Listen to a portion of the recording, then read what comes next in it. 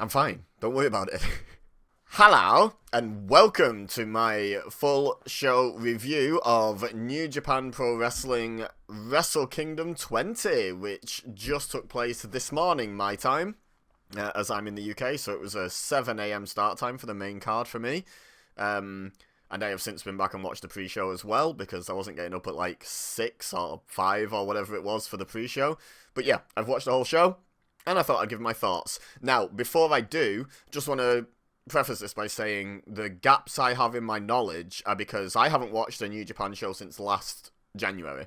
I've been really flaky on keeping up with my wrestling in general. It's one of my New Year's resolutions is to catch up with and keep up with AEW, and I might, based on whether or not I enjoyed the show and my thoughts going forward, try and keep up a little bit better with New Japan as well.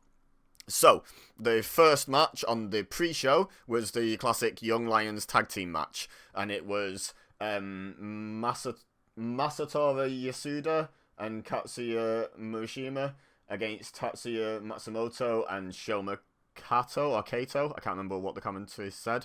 But yeah, just almost always Wrestle Kingdom starts with a tag team match between two pairs of Young Lions, and this one was about what you'd expect. It was an average Young Lions tag match. It was fine, it was good, all the moves were kept basic, you know how it goes. Murashima made Matsumoto tap with a Boston Crab. Matsumoto was very impressive in terms of like physique, like really built. And commentary were talking about Murashima being basically ready to go on excursion. So yeah, we probably won't see much of him in New Japan for a little bit until he returns. Up next was Chris Brooks with some guys, I didn't catch their names, like his friends in DDT, I think they said he wrestles in most prominently, challenging ELP with Jado for the IWGP Television Championship. This was a really good match. These two are apparently really good friends outside of the ring. You know, they told the story of Brooks turning his back on ELP to get the shot, and the commentary were talking about all he had to do was ask, and, you know, they wanted to create at least a bit of an interesting dynamic. ELP won with the Thunder Kiss 8-6. Like I say, good match. In my opinion, ELP deserves more than to be kind of constantly in the lower card and on the pre-show. Very entertaining. One of my favourites, actually. I would say probably much more entertaining and better as, like, the cocky heel. But he's doing a great job with his babyface run from what I've seen, which is very little of it, to be perfectly honest. But what I have seen has still been good. But I do think he's just much more natural in that heel role.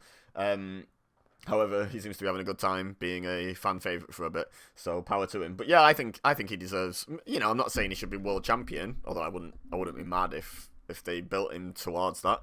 But you know, I think he could be further up the card than he tends to be. Anyway, on to the main show, which started with a never openweight 6-man tag title Rambo with a bunch of teams. I can't remember how many, but there was there was Takechi, who I don't know, I don't think, Uemura, who I do know, and Umino, who I do know. They're both like two of the more recent returns from excursion Young Lions. I remember them from last year, who were rapped out to the ring by The Rampage, who I don't know, but I'm not, Japanese rap isn't my absolute forte in music. Then there was a House of Torture team. There was the Knockout Brothers and Clark Connors. I didn't really know the Knockout Brothers. I knew Tekla, who came out with Clark Connors. Yeah, great appearance. TMDK were in there. This is the order that the teams came out in as well. Tiger Mask, Taguchi, and Togi Makabe. Then you had Goto, Yoshihashi, and someone whose full name I didn't catch, but I think his surname was Oleg. I think he was like Kazakhstani or something, which is fun. I didn't even know like Kazakhstan had like professional wrestling as like a major thing. You know, like I just never thought of it. And then Ishii, Taichi, and Kojima. And then the final team out were the champions, which was Yo, Master Wato, and Toru Yano. And the commentary were talking about Scary Yano, but then apparently Scary Yo came out, which I think just means he had blonde hair. But I'm not sure. If someone in the comments could fill me in on the Scary Yano thing. I love Yano.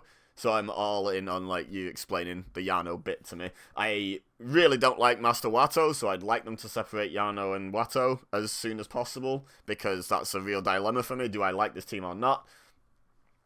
Who's to say? But yeah, not a fan. Anyway, so, oh yeah, the Knockout Brothers, I believe commentary said they were less than a year back from Excursion, which is why I don't know them, because they probably returned from Excursion since I last watched. And I think, were they already the tag team champions, which is quite the return to just come back and win the IWGP heavyweight tag titles. One of the guys in TMDK was making his Tokyo debut at 45, which, great stuff, power to him, like, never give up, as it were. So, how the match went itself, the first elimination was botched, frankly. I think the guy was supposed to be clotheslined over. Who was involved? I can't remember. I think it was someone from TMDK eliminating one of the Knockout Brothers, and ended up not being able to clothesline him over the top rope in a few attempts, so then just turned around and threw the other one over the top rope on the other side, which I think his name was Oscar or something. I don't know. Let me know if I get any of these details wrong, like what I got wrong, and correct me, but I was trying to keep up with it all. That elimination happened as Tiger Mask and Taguchi and Makabe. Why can't I say his name? And Togi Makabe. I can say it with the Togi, but not without it. Weird. Were entering. But it was like... So here was like a little criticism I had of this, and that I've had of New Japan for a while. Because obviously, like, in terms of in-ring product and storytelling and what have you, New Japan have always been... Okay, always is generous. But are often very good in that department. Where I think they sometimes fall short is I don't think they've really fully got the hang of being like a TV product in terms of like production. So, for example, they missed like quite a big move or a tease of a big move because they cut out to the wide shot to show the full entrance ramp and the countdown on the video board. And then they cut to like while Ishii and his team were making their entrance, they cut to Tiger Mask getting pinned, and we didn't get to see what the move was that led to that. There was just like a few moments where it was like, and look, no company is infallible at this. The famous example being WWE missing Edge's first ever spearback, right, when he returned at the Royal Rumble. Every company does it, but I do feel like WWE doesn't do that often. They're pretty good at directing and producing like what camera is on what and what needs to be shown on TV at what time. AEW, I think, are not as good as WWE at it, but are a lot better than New Japan. And then New Japan kind of still feels like a live show that happens to have cameras in a lot of ways, and I think they could definitely step that up. And it especially shows in like a chaotic match like this, where there's a lot of stuff going on in a lot of different places. They struggle to keep up with all the action. And I don't think they plan the action around it being broadcastable, which I think is definitely a factor when putting together matches in WWE and AEW. Anyway, so Uemura and Taichi eliminated each other with a Hurricane Rana over the top rope spot, but both men went out, so both of their teams were gone. Only one man from every team had to be eliminated as well to go. Then there was quite a fun little exchange between Yo, or Scary Yono, and Sanada, where first Sanada eliminated Yo, but Yano and Master Wato caught him and pushed him back into the ring. Then Yo eliminated Sanada, but House of Torture caught him and pushed him back into the ring. And then Yo went onto the outside again, but this time it was House of Torture still out there, so they just dragged him to the floor and eliminated him. And I just thought that was a really fun little like back and forth. Like that was a good spot. Like then Sanada was then eliminated pretty soon after, and it was either because I looked away for a brief second to type my notes, like, just so I'd remember the elimination order. And I glanced back as the commentator said, oh, and Sanada's gone as well, but they sounded surprised by it as well. I've not rewatched it, but it sounded like it either happened basically off camera, or it wasn't the focal point of the camera work. So maybe another mark against the production. I don't know, I'd have to watch it back, though. And then the final elimination was Oleg being pinned by Zack Sabre Jr. with the roll-up he does where he bridges, and I've forgotten the name of it. Shout at me in the comments, let me know the name. Yeah, it's been a minute since I've been up to speed with New Japan. I apologize, but yeah, so really happy to see TMDK win the titles. Very surprised to see Zack Sabre Jr. have fallen so far in a year, where he's on the opener for the 6-man titles when he was world champion, I believe, or winning the world title, one or the other. This time last year, I think he was already world champion, right? I think TMDK also have a IWGP tag title match tomorrow on New Year's Dash, so I made a note that they're probably not winning those. Like, it'd be cool, but I really doubt they're just going to put, like, all of the belts in 2 days on this team, and, like, maybe they do, but they already had, like, a couple of matches that were, like, title for title on the show, so I doubt they're unifying all. I mean, I know they're not unifying titles, but I doubt they're sticking all the titles on the same people. You know, it seems like a thing you do not that much. So yeah, but yeah, really fun moment for the. I apologize, I've forgotten the guy's name, but the guy who was making his debut at 45 in TMDK, also getting to win like titles as well. You know, like for his first time, I think, in New Japan.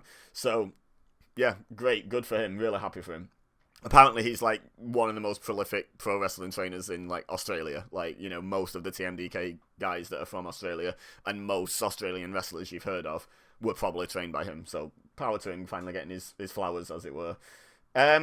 Next match was the women's match on the card, because, you know, New Japan's a little behind on that as well. Not that WWE and AEW are always great at that, but yeah, New Japan's definitely a little behind in the whole women's revolution. But yeah, this was Saya Kamitani, who coming in was the World of Stardom and New Japan Strong Women's Champion, so 2 belts, versus Shiori, who was the IWGP Women's Champion, and the two New Japan titles are on the line. But the Stardom one wasn't. So the commentators were really bigging up how good a year Stardom has had, like business wise and just like performance wise as a company, and putting a lot of the credit on Kamitani, who I don't think I've seen before. If I have, it was in like a previous year's Wrestle Kingdom like tag team showcase match, and I don't really remember the individuals from it anymore. But so I was really excited to see her especially, and this was a really good match. There's lots of like false finishes that were quite believable. The involvement of, I think they were called Hate, which are like the commentary team, the English commentary team, said they were like Stardom's version of House of Torture. They're the cheating bad guys. But they interfered a bit throughout. But in the end, Shiori picks up the win with what I can only describe as like a one-winged angel into like a World's Strongest Slam, Power Slam type situation. Pretty cool looking move. And I really like this match, and I really like both these women. If I felt I had the time to invest, I definitely think I would want to look more into Stardom. 2 things hold me back. One is the time, and the other thing is, as far as I know, I think they're getting closer to that, but I don't think all their shows are like English commentated, and I do struggle watching wrestling if I don't have English commentary sort of guiding me through storylines and what have you, because like, especially with a company that I'm not that familiar with, like I could probably watch like when I was watching regularly WWE or AEW, I could have watched without the commentary and been like, I can piece together what the story beats are here that they're telling. But when you don't know anyone and you're trying to like learn names and you're trying to figure out who's face, who's heel, and who's teaming with who, and who's friends with who, and who hates who, it's so much easier when you have the commentary filling in those blanks for you as you go. So that's one of the things that puts me off. But I believe they are getting to the point where they're going to be mostly English commentated shows, so maybe I will have to give it a solid go at some point. But yeah, congratulations to Shiori winning the New Japan Strong Women's Championship and retaining the IWGP Women's Championship. And I really liked Kamitani in this, but she was coming in on quite a long title run, I think, whereas Shiori only just won her title, so the writing was kind of on the wall who was going to win this. Anyway, next up was a really bizarre 10-man tag team match, because you had the Bullet Club War Dogs, represented by Drilla Maloney, Gabe Kidd, and David Finlay, teaming with Hiromu Takahashi and Shingo Takagi, which when you've not watched New Japan for a year is bizarre. But it seems like War Dogs have turned face, or are turning face, or are kind of tweener, or whatever. They were acting pretty face-ish during this match for the most part. And they're taking on the United Empire, which is Callum Newman, no idea who that is, Great O'Khan, Hanare, Andrade, and the mystery person. Which is hilarious, because Andrade was a surprise only like a couple of weeks ago, so they really loaded this match with, what are you going to see next? And it turns out the answer was Jake Lee, whom I have no idea who that is. Apparently, he was in the War Dogs and then got injured. So this is like him returning, but then keeping him heel, because they were almost certainly still heels when he was last seen. But he was the big surprise, which is, I know from what commentary was saying, story-wise it made sense, but keeping like, making sure everyone knows that Andrade's there, and then keeping the big surprise, and it being someone significantly less famous and a bigger deal than Andrade.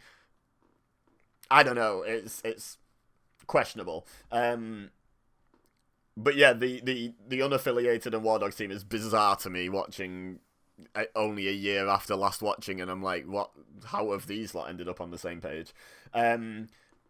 Finley's gunshots were mistimed both times on his entrance. Again, a production thing. You don't tend to catch WWE mistiming stuff like that. I was quite surprised the United Empire with the heels in the story as well, so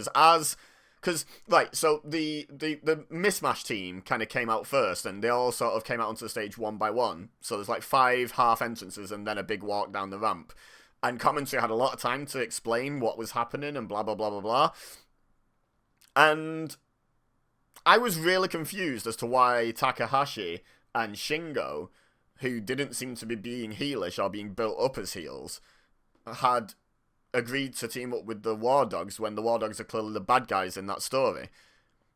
And then they started talking about how the United Empire had attacked poor Takahashi, and I was like, oh, the United Empire, by the way the comments are talking about them, are the heels in this story. But they're in the good guy spot of the team that's been wronged constantly by the other team. I don't know, it was bizarre to me that they were the heels. Anyway, so one thing about this match, I'm not going to do like blow-by-blow rundowns, as you may have noticed, about every match, because like there's just too much to go through. You should just watch the match. So far, I think I enjoyed everything I've talked about on this show, so I definitely recommend you give it a watch. But yeah, there was some really fun double team stuff where Hiromu and Finlay were basically fighting each other at their opponents. Like, I think Finlay powerbombed Hiromu over the top rope and out of the ring onto everyone, and then Hiromu came back up. Like, Finlay climbed up onto the top rope as if he was going to jump onto everyone, but then Hiromu climbed back up, slapped him, and then superplexed him onto everyone, and it was like they were having their own little match against each other, but using it to take everyone else out, and I thought it was a really fun little spot, and I thought it was nice that even though they had a common enemy, they weren't friends, and what have you. I thought it was a good little wrinkle, good like character work. And then, kind of not long after the powerbomb and superplex thing I just talked about, the match kind of finished when Jake Lee got back in the ring, hit, I can't remember what they called it, but it's basically a haluva kick on Hiromu, and then just put one hand on his chest and pinned him, like, really dominantly, and I was like, wow, first of all, that's Hiromu. Second of all, who the hell is Jake Lee? And third of all, that's quite the win, and quite the way to get that win as well, right? So yeah, very surprised that was the end of the match, to be honest. And then, a couple of weeks ago, or whenever it was, they had the Andrade reveal, then they had the Jake Lee reveal during the entrances, and then after the match, a masked guy turns up and super kicks Hiromu, and then takes off the mask and reveals that it's Akira, Francesco Akira, coming back. So United Empire, like, a few weeks ago was like 3 people, one of which appears to be a child. I don't know who Callum Newman is, but he's really baby-faced. And now suddenly there's 6 of them. So looking like a big year for United Empire. Probably not like, world title contention. More on that later. But like,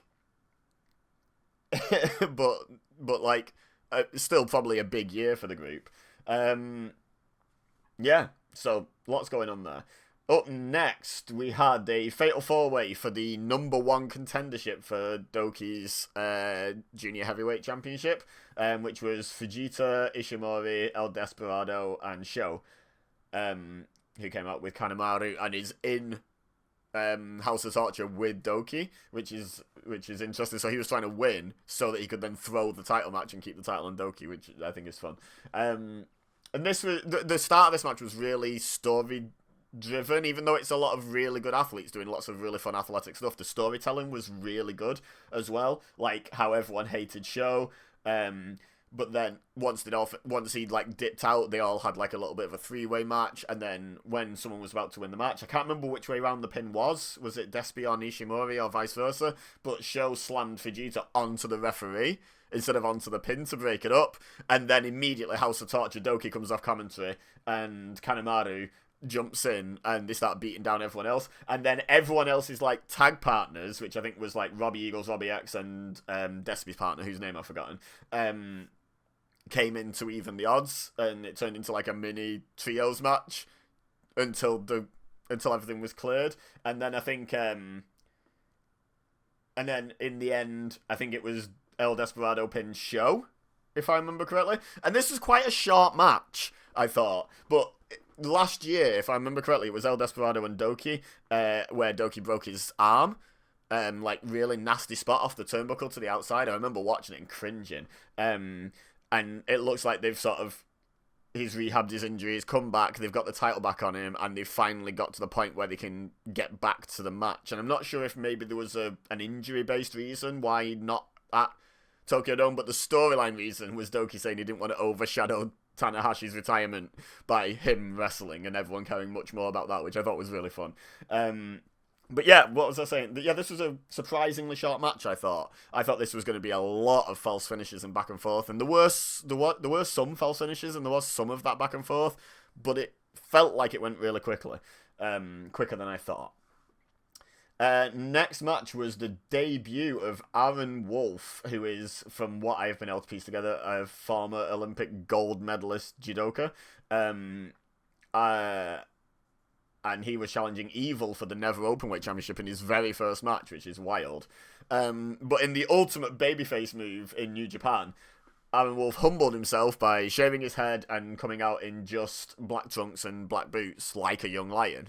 Even though he's in a title match, he's still accepting his role as young lion, which I thought was quite a fun little touch. And I think there was a stipulation going in that if Evil won, Aaron Wolf would have to shave his head and young lion up, basically. Like, it would have to humble himself if he lost to Evil. So I like that he did it going in, as if to say, what you got now? Like, you got no leverage now, which I thought was fun. Some guitarist, Kenji03, played Evil out. Again, don't know who that is, but I took a note for some reason. I really loved Sanada's boots. I've heard through Stephen Larson about what they, I think they're calling him like Disco Sanada. I don't know like if there's any sort of official terminology, but like Sanada's been dressing more and more like wacky and crazy and doing like the you know the Seth Rollins, the early visionary Seth Rollins, where he was just really annoying and he wore like those big red boots when they came out and all his outfits were just outrageous. Sanada's kind of doing like a version of that where his outfits are the heat. And I just thought, look, he had these big massive yellow daubing plastic looking boots on. Just great stuff. When House of Torture like jumped on Aaron Wolf on the outside and all stomping on him, just seeing Sanada in those boots doing it was really funny. I made another note here, which is here's a thought for you, because I know a lot of people don't love House of Torture. I think Evil might have the best sharpshooter since the 90s / maybe early 2000s.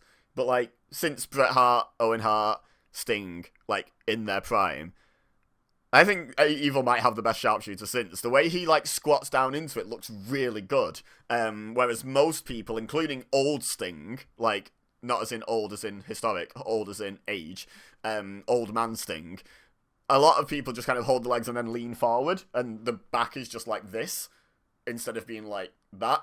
And I just think like Evil's sharpshooter on Aaron Wolf, and I've noticed a few times and never mentioned it, but I think Evil has a really nice sharpshooter. I know he calls it like the Death Scorpion or something. He doesn't call it, like, it's more a reference to the Scorpion Deathlock than the sharpshooter, but it's the same hold. And I think Evil's got a really nice one. There was a really good false finish with the ref getting pulled out by House of Torture.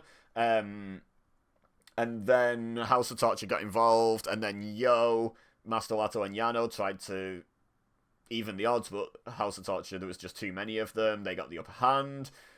What did they call him? Bad Luck Fale. He's called Don Fale now, I think. Splashed Wolf through a table while the referee was down. And then we got back to the main crux of the match when the referee got back up, and Evil was ready to go for Everything is Evil, which is a judo takedown, which I thought was a really nice touch, that was what cost Evil, was trying to do judo against this guy. So Wolf countered it into like an armbar. Evil managed to get up onto his feet and started stomping on his face, on his head, but then Wolf managed to flip it back down into like a triangle choke, and Evil passed out, and Aaron Wolf in his debut match won the title, which did surprise me, but I was thinking as they were explaining the match and who this guy is, and that his first match is against Evil, I was like, what do they do here? Because if, like, Evil's the perfect guy to be able to lose to someone on that person's debut and be fine. Like, so I was like, so it absolutely could be Wolf that wins here. But also, like, NJPW is really strict on, like, the whole pecking order thing, usually. So I was like, are they just going to let this guy come in and win? So I really wasn't sure how this one was going to go. And again, Evil was the perfect foil because he can cheat so much with House of Torture that Aaron Wolf can come in, look strong, but still lose in his debut as he should. So it was really a toss-up for me which way they were going to go with it. And it turns out they went with Aaron Wolf to win. And the fact that Evil spray-painted the belt gold, I'm sort of expecting Wolf to debut a new Never belt soon. Or at least clean it up, but I think maybe the defacing it will be like, okay, now we've got the belt back in New Japan rather than House of Torture holding it hostage. We need a new belt because this looks ridiculous. It's been spray painted gold, you know. So yeah, I think we're gonna see a new belt potentially. Next match. Oh, we're into the double main event now. Well, the semi main event, which was Yota Tsuji versus Takeshita, who came out with Rocky Romero. Really looking forward to this one. Really, it was a great heavyweight battle. Tsuji's obviously being positioned as the next Tanahashi, Okada, Tsuji. Like, you can just feel that that's the positioning. But I think he looks ready. Like, do I think he's as good as Prime Okada? Or even Okada now? Probably not. Like, let's be real. But is he, like, good enough? Was this match, like, really good? And, like, don't get me wrong, Takeshita's amazing. I feel like it'd be hard as a competent wrestler to have a bad match with Takeshita. But, like, I don't feel like it was being carried. I feel like this was, like, really, really, really good from both guys. I really enjoyed this match. And the finish was, like, fun. They don't do it loads in New Japan, but occasionally they'll do this thing where two guys have a running finisher. And they'll, like, get into opposite corners after, like, a half-hour match and be like, you know what? We're both spent. Let's bring it down to this. And they run at each other. And this time it was Takeshita going for his knee and Tsuji going for his spear, the Gene Blaster. Tsuji hit the spear, which, by the way, is so illogical. Because obviously a knee beats a spear. Because you just put the knee in front of your torso and let him run into it. But whatever. He hit the Gene Blaster. And then he locked on the Boston Crab, Young Lion style, and got Takeshita to tap out, which I thought was a very interesting finish. I didn't expect Takeshita to tap out. But there's been a lot of talk as well from Tsuji about, like, re-establishing the IWGP heavyweight title and making the world heavyweight title part of its lineage, but celebrating the full history of the title's lineage. I'm not sure if they'll new belt that one as well. They might use the same belt but change the lineage, or they might bring in a new version of the old heavyweight belt that everyone loved. Time will tell. But yeah, so be really interesting to see how that went. Short run as champion for Takeshita, but I think really good for him, really good for New Japan, really good guy to pass the torch over to Tsuji as well. Like, I don't know if you want Tsuji versus, I can't remember, did Takeshita beat Zack Sabre Jr.? They're both quite popular, so I don't know if you want to risk putting Tsuji up against Zack Sabre Jr. and getting the wrong reaction. I think Takeshita was a good foil for that, right? Then after the match, Jake Lee attacked Tsuji and then picked up specifically the world title belt looked at it, and then put it on him. Which is bizarre to me, because they've just brought back Jake... Right, so here's the problem. You bring back Jake Lee, and forget the fact that I don't know who he is. You brought him back as a big deal, surprise partner. He pins Takeshita... No, not Takeshita. Takahashi, sorry, misspoke. He pins Takahashi with one hand, convincingly, clean in the middle. And then, on the other hand, you have Tsuji, who wins his first world title in the semi-main event of the Tokyo Dome, from the big bad Takeshita, who's not New Japan, not a New Japan guy kind of thing, you know, like the big outside evil that's got our belt. And like, it's this big crowning moment. And then you immediately smash those two things together and say, now we're making ourselves pick a winner.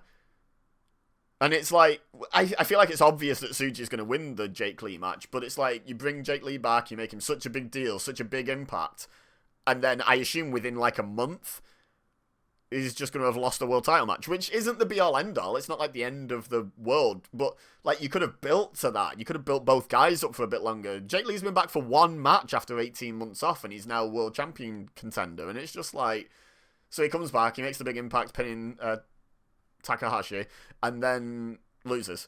And it's just like, I would personally have built that a little bit slower. Like, maybe send a different United Empire guy first. You know, like, send Hanare or something, like, I don't know. Anyway, obviously they want Jake Lee to feel like a big deal, but I don't think just immediately feeding him to Tsuji is going to do that to the extent they want it to. Anyway, main event. Kazuchika Okada, Hiroshi Tanahashi. Final match, Tanahashi's final match. This match was great. Great storytelling. Is Tanahashi the wrestler he was 10 years ago? No. Like, of course he's not. You know, he's retiring for a reason, right? He's spent, and he knows it. But the match, the storytelling in the match was incredible. Okada's the perfect choice. Like, because when I realized this was the match, I was a bit like, should they not have used this on someone who really could use the win?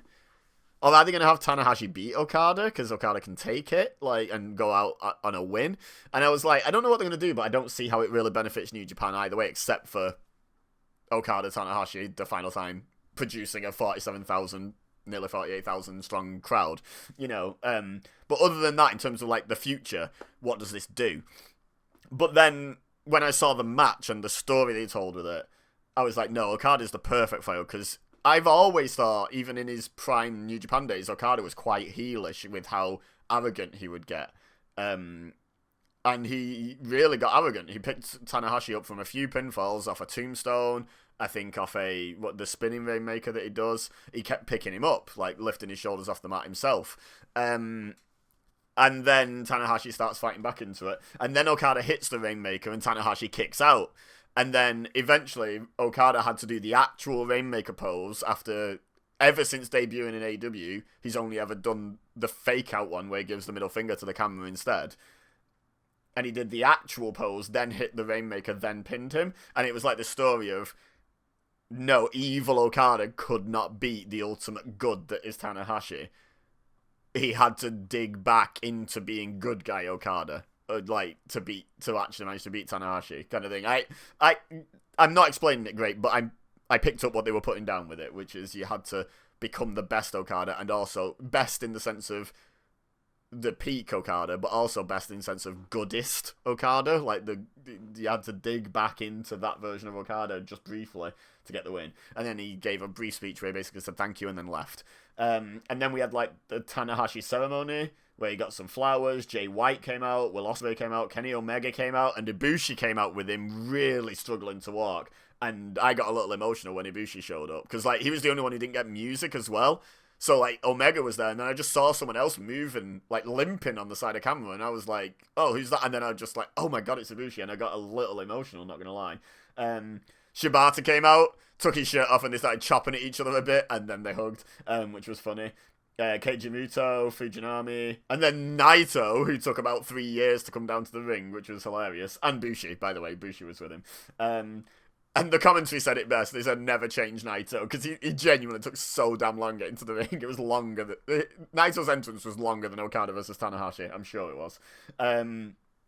But yeah, he gave a bit of a speech about how important Tanahashi was to his career, how he was probably never going to wrestle in the Tokyo Dome again, and blah, blah, blah, blah, blah. But he was glad that Tanahashi had been there for his career, and he hoped to meet him again down the line, back in New Japan in some capacity, blah, blah, blah. Lovely stuff. All lovely. Gave the fist bump. Didn't turn on him when he gave the fist bump, just, yeah. Anyway, then we had the big celebration. Tanahashi had a speech. Some of the guys outside the ring, I think it was ELP and someone else, chucked him the big air guitar, and he did his little solo thing, and then he got on the what did they call it, the Ace Mobile, and did laps around the arena for ages. Yeah, just really fun way to celebrate, a really important career for New Japan. Yeah, thank you, Tanahashi. So, overall impressions, I think this was a really good show. I was a bit skeptical coming in, because I hadn't watched New Japan in over a year. All I've really heard about New Japan is people in a we're being nice about this kind of way say they're in a rebuilding phase. But, I probably still knew half the roster, at least, that were featured on this show, if not more. Probably more like 3/4.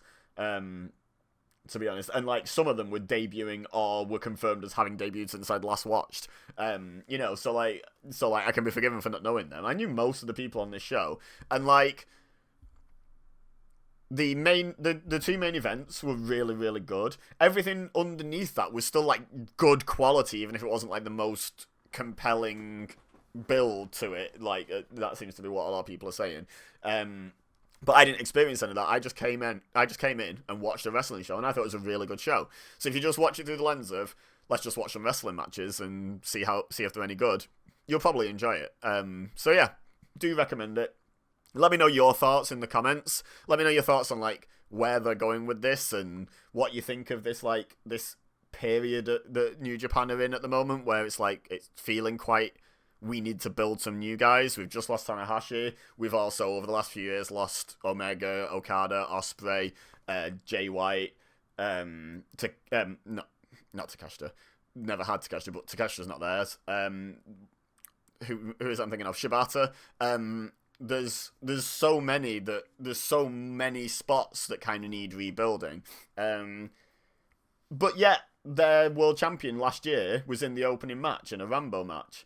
So they're not, if they were struggling, I feel like Zack Sabre Jr. would have been higher up the card. I don't think they're really struggling as much as people are sort of suggesting. And I'm looking forward to seeing how they get on, and I might well stick with New Japan for a little while and try and keep up with it.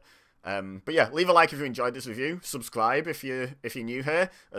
This is my first video back in quite a while, and I apologise to any existing subscribers for that. But new year, new me. We'll see how that goes. But but let's try and make a go of it, shall we? So yeah, if you drop a subscribe, that'd be really helpful, and like the video. It really helps me out. And like I say, let me know your thoughts in the comments. Love to have a conversation about the show. But for now, all I have left to say is thank you very much for watching. As always, I've been EBEZA, you've been amazing, and I will see you next time. Yeah.